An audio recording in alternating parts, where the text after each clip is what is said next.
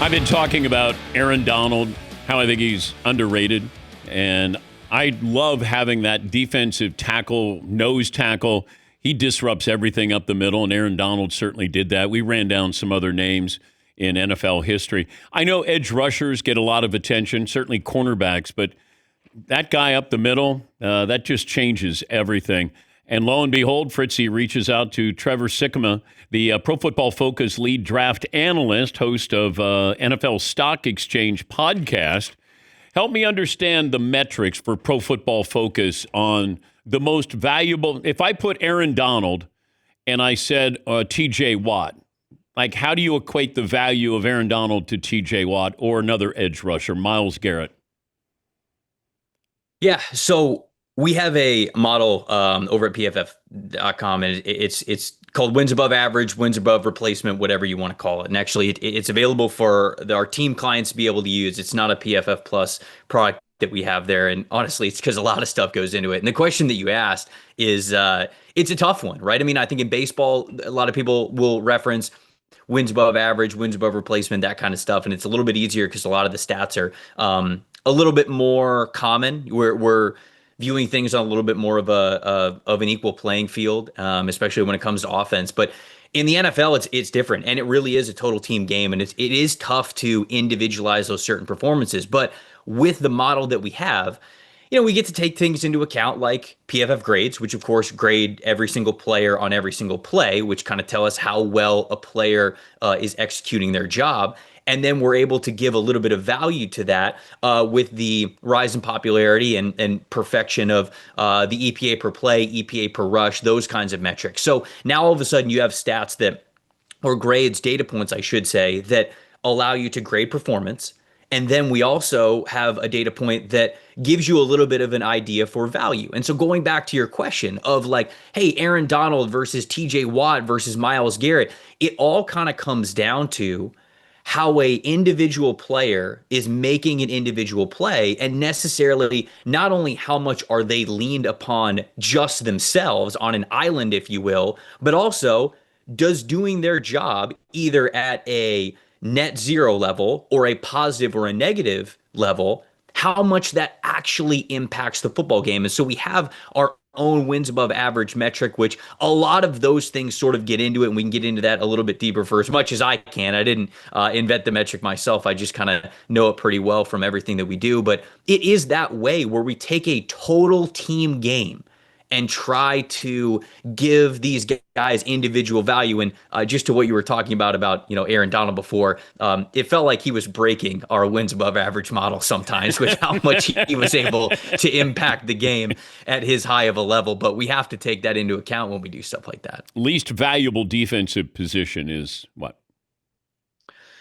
I would say the least valuable is often linebacker, because the word replacement or average does a lot of the heavy lifting for this formula.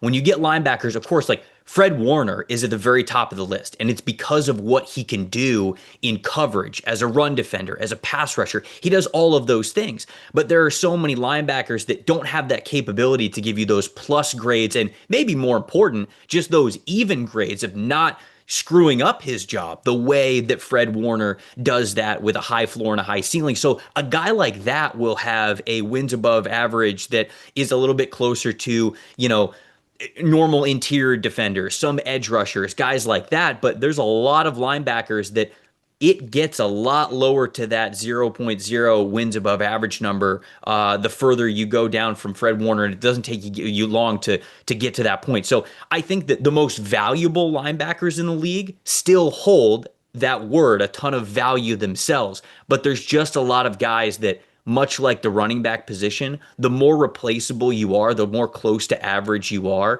the less value you're going to hold like that. If the Bengals ask you, and Pro Football Focus, if they should give Trey Hendrickson a 3-year deal or just give him a 1-year deal and let him walk, what would Pro Football Focus tell the Bengals? Yeah, I think that it comes down to sort of exactly what the conversation ended up being between these two parties, and that is he's, I believe, 30 right now, or about to turn 31. what does his performance look like in 2026 and 2027? Where is that drop off there? And, it's a little bit of a different metric. I don't know, if we have something out there for necessarily like age decline, but I can tell you from a wins above average standpoint, the only edge rusher that we had in our system that was more valuable than Trey Hendrickson, who led the NFL in pressures last year, was Myles Garrett. And the reason why Myles Garrett was a little bit higher is simply because he was better as a run defender, but Trey was doing his job extremely well. And I would stack that up with the rest of the team there with the Bengals. You're not just looking at what Trey Hendrickson is versus the rest of the league. Of course, that goes into the overall number of what you're discussing with the contract, but it also goes into who else do you have on your team? Because if you look at the Bengals, the three players that are higher in wins above average are the three that you would expect. It's T. Higgins, it's Jamar Chase, and of course, it's Joe Burrow. But after that, it's Trey Hendrickson, and then, the next guy on the team is much, much lower. So I would certainly tell the Bengals, like, hey, if you want to compete for a Super Bowl, if you want to compete in what is maybe the toughest division in the NFL, you probably cannot do it with this guy, and you're not going to be able to replace him in the aggregate. Trevor Sikkema, the Pro Football Focus lead NFL draft analyst, co-host of NFL Stock Exchange podcast. For a guy who won the Heisman and is coming in and maybe playing both ways, there is little conversation about Travis Hunter, which I find remarkable. Has Pro Football Focus looked at what's more valuable, an all-pro cornerback or an all-pro wide receiver with Travis Hunter? So these guys it is pretty close between those because, as we were putting together, and again, I wasn't in the beginning stages of this. I've just done a lot of reading up on it and had conversations with a lot of people who kind of came up with this metric for us. What we realized is that wins above average and wins above replacement in the game of football gets a lot higher the further you are away from the ball, actually, because normally you have less help. Right? I mean, like when you're closer to the ball, if you're in the box, as an interior defensive lineman or a linebacker, and even sometimes edge rushers, you have a lot of help next to you. But when you get all the way out to the sideline and it's a corner and a wide receiver, you're on an island. It's all about your individual skills. How can you get open? How can you not let a receiver get open?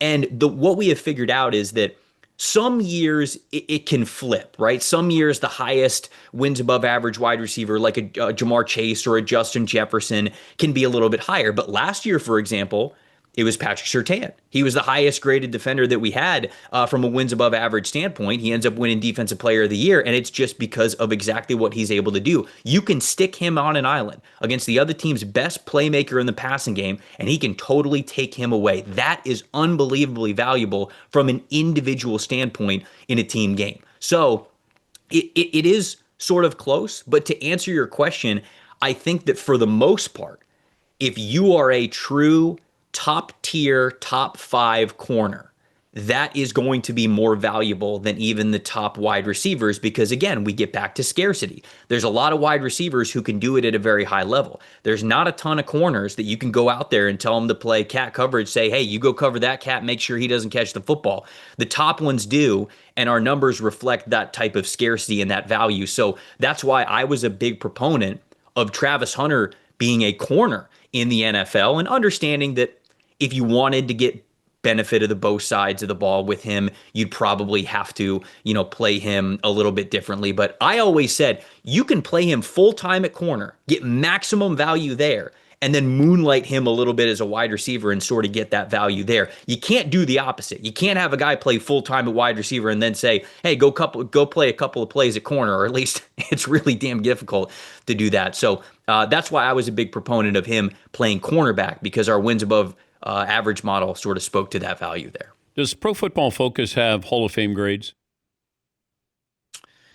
I don't know if we do. Our data goes back to 2006. And I know that every year we kind of try to take the data a little bit further, like we'll watch a bunch of the season for 05, 04, all those kinds of things. But I'm not sure. I'm not sure if we have a specific Hall of Fame grades for all those guys that are in the Hall. Yeah, well, even those who could get in the Hall of Fame. Like pending Hall of Famers. Yes, we definitely would. If certainly if they're recent guys. Yes, like absolutely. Russell Wilson. Is Russell Wilson, by your metrics, already a Hall of Famer? Yeah, I mean that's That is a great question. I wouldn't be able to answer off the top of my head, but I do know that Russell has a ton of value. Again, like I know that just from off the top of my head, if you were making a case for Russell Wilson to make the Hall of Fame, his wins above average numbers, I think, would really help him in that case. Like I really do. I think it's a great case study. It's a great, you might have just given me a future article to write over at pff.com. They're looking at some of those guys who are active players and might have a Hall of Fame case. But I do know off the top of my head that would be a metric that would help him, because I've seen him at the very top of that list a handful of times. Great to talk to you. We'll talk to you during the season. Thank you, Trevor.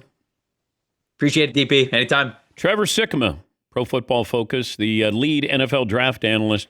They got all of this information, all this data, and they probably won Patrick Surtain the Defensive Player of the Year when you think about all the data that they had and, the wins above replacement. Because if you watch Denver, like sometimes watching a defensive back, there's nothing to watch. If they're that good, you're probably not going in their direction. An edge rusher has a chance to make an impact. You can see him. You may just stay away from the left side of the field with Patrick Surtain.